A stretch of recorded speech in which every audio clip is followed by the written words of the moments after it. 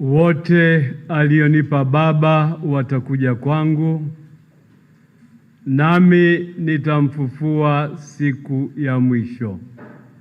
Kwa jina la Baba na la Mwana na la Roho Mtakatifu. Amina. Wapendwa taifa la Mungu, kwa tabia wanadamu tuna kishawishi cha kujigamba.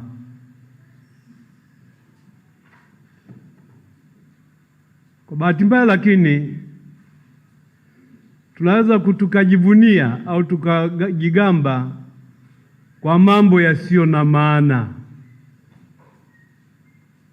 au ukisema moja kwa moja zaidi, tunaweza kujigamba kwa mambo ya hovyo.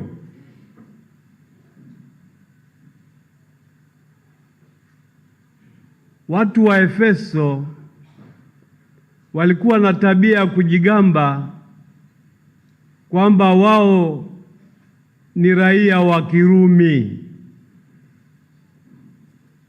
pamoja na kwamba waliishi maeneo ya Uturuki, lakini walipenda kujibainisha kama Warumi. Sifa za Mrumi zilikuwa zipi? Za watu wa mapambano, za watu wa malimwengu,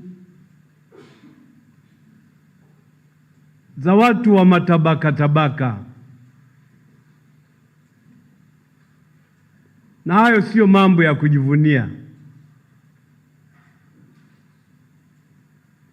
Paulo mtume anatofautiana kabisa na watu wa Efeso. Katika somo la kwanza, badala ya kukaa na Waefeso na kusema mimi ni raia wa Kirumi, ametupa fundisho zito la Kikristo. Ametufundisha kwamba uraia wetu uko mbinguni. Kwa maneno mengine, sisi tunaoishi hapa duniani ni wapita njia. Mungu ametupa uhai wa hapa duniani kama tunavyojifunza katekisimu, ili tumjue, tumpende, tumtumikie na mwisho tutukuke naye mbinguni. Na hilo ni jambo ambalo kila mbatizwa anatakiwa alifahamu na alifurahie moyoni mwake. Sisi tulipobatizwa tulianza safari yetu, safari ya maisha iliyotuunganisha na Kristo katika mateso, katika kifo na katika ufufuko wake. Kwa hiyo tunayo haki si ya kujigamba, bali ya kufurahi kwamba sisi ni watu wake Kristo. Kwa kuwa kwa kubatizwa kwetu tumeshirikishwa mateso, kifo na ufufuko wake. Tumefanywa viumbe wapya na tumepewa wito wa kuwa wafuasi na mashahidi wa ufufuko wa Kristo. Katika somo la Injili yetu ya leo, Yesu anatubainisha kwa hulka aliyotupa. Anatutambua kama watu wake na ametufundisha kwamba sisi tulio watu wake Kristo ni watu wa Mungu. Mungu ambaye ni Baba, Mungu ambaye ni Mwana, Mungu ambaye ni Roho Mtakatifu. Na Yesu anatupa neno la faraja kwamba sisi tuliofungamanishwa naye hataki tupotee, hataki kumpoteza hata mmoja.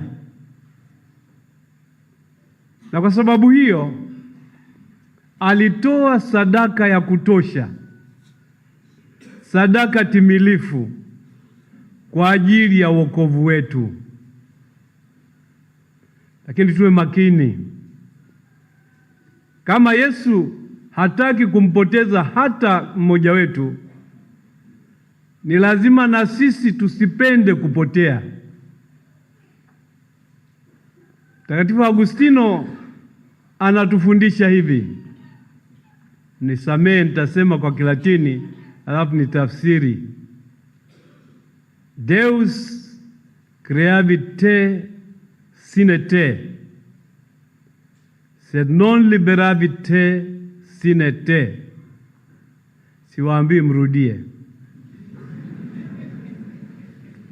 Mungu amekuumba bila kukuhusisha wewe, lakini hata kukomboa bila kujihusisha naye. Kwa hiyo pamoja na kwamba tumekombolewa na Kristo, lakini ni lazima tupende, ni lazima tukubali kupokea hiyo zawadi ya wokovu na kuimiliki na kuifanya iwe yetu, kwa maisha yetu, kwa vipaumbele vyetu, kwa uwajibikaji wetu na kwa mahusiano yetu. Na waalikeni kila mmoja aliyeko hapa apende kupokea hiyo zawadi ya wokovu ambayo Kristo anatuzawadia bila mastahili yetu na bila kujihusisha kwetu, na ambayo lakini anataka tuikumbatie, tuifurahie, tuishuhudie na kuitangaza kwa wengine. Tuko hapa kumwombea, kumwaga na kumsindikiza mpendwa wetu Padre Paul Sabuni Nsekela Mboje. Huyu alianza safari yake kama Mkristo alipobatizwa, akawa mtu wake Kristo, mtu wake Mungu. Na Mungu kwa huruma na upendo wake akajenga juu ya hiyo neema ya ubatizo, akamwita kwa wito wa upadre,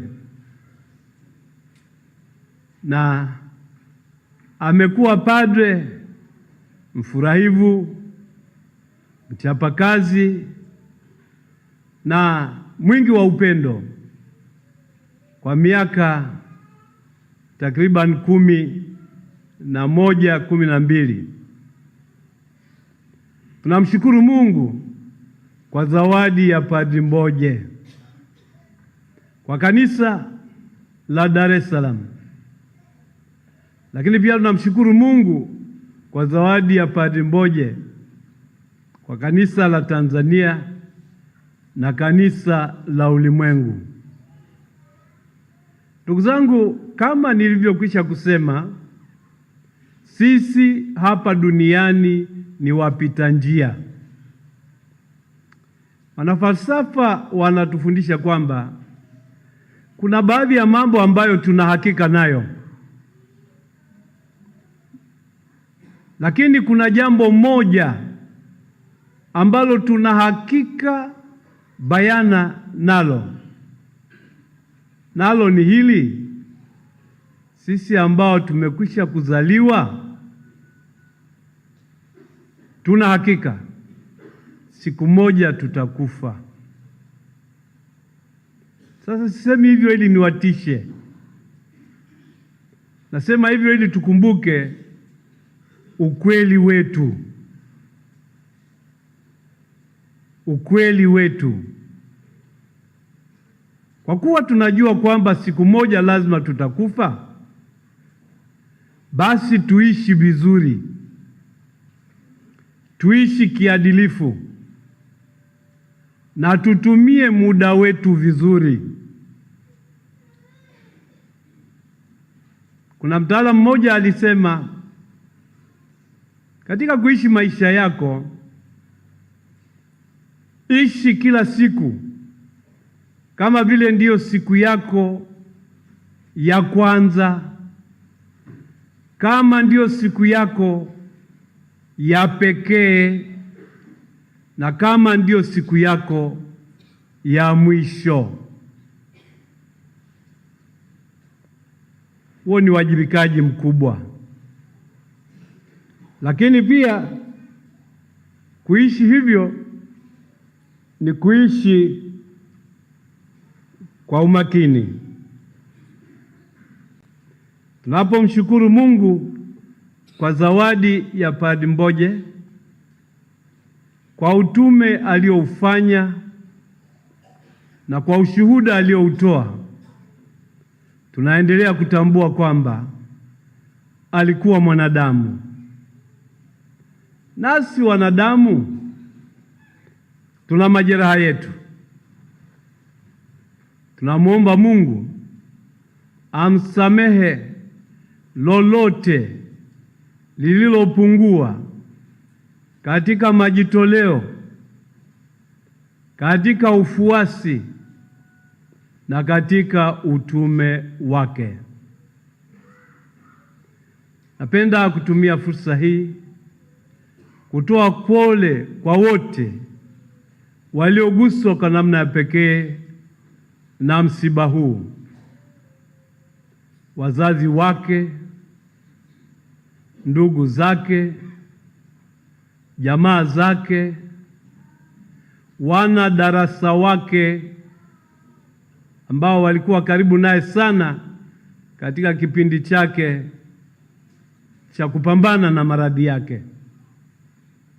Lakini pia natoa pole nyingi kwa mapadri wote wa Jimbo Kuu la Dar es Salaam, mapadri wa jimbo na mapadri wa mashirika ambao mlimfahamu Padre Mboje, mmefurahi pamoja naye na mmetenda kazi pamoja naye. Natoa pole kwa waamini wote wa Jimbo Kuu la Dar es Salaam. Sisi tunaoomboleza tuendelee kumwomba Mungu anayeita watu katika shamba lake awaite wengine watakaojaza pengo lililoachwa na marehemu Padre Paul Sabuni Nsekela Mboje. Raha milele umpe Bwana, apumzike kwa amani.